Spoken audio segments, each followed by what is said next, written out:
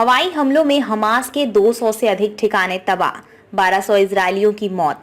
Israel की ओर से Gaza पट्टी में हमास के ठिकानों पर लगातार बमबारी जारी है।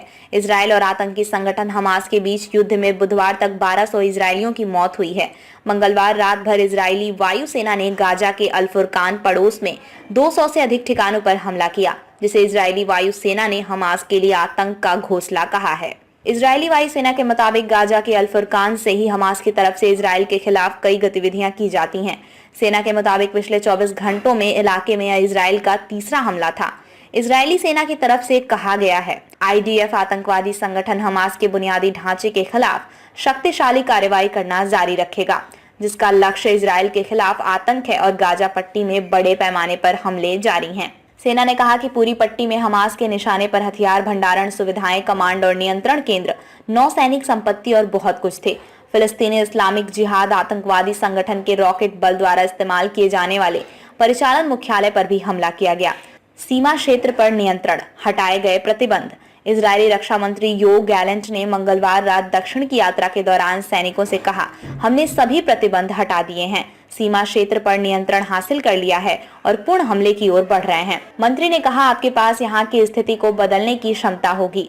आपने यहाँ के हालात को बखूबी देखा है और नियंत्रित किया है। हमास गाजा में बदलाव चाहता था, यह जितना उसने सोचा था उससे 180 डिग्री बदल जाएगा। उन्होंने कहा, उन्हें इस पल का पछतावा होगा। गाजा कभी भी उस स्थिति में नहीं लौटेगा जैसा वह पहले था।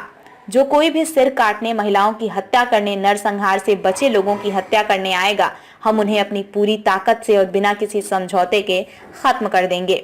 पिछले 24 घंटों में 18 फिलिस्तीनी आतंकवादियों की मौत।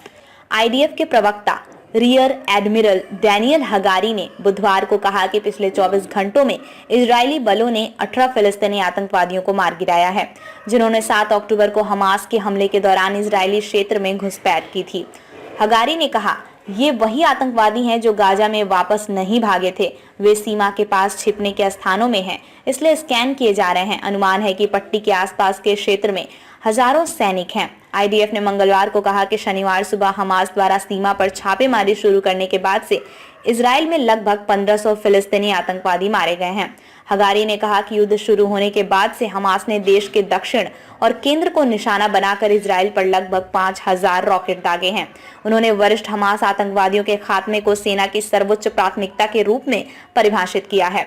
लेबनान के हिजबुल्लाह आतंकवादी समूह द्वारा मंगलवार शाम को यहूदी राज्य पर टैंक रोधी मिसाइलें दागने की जिम्मेदारी लेने के बाद सेना एक साथ इजराइल की उत्तरी सीमा को मजबूत कर रही है।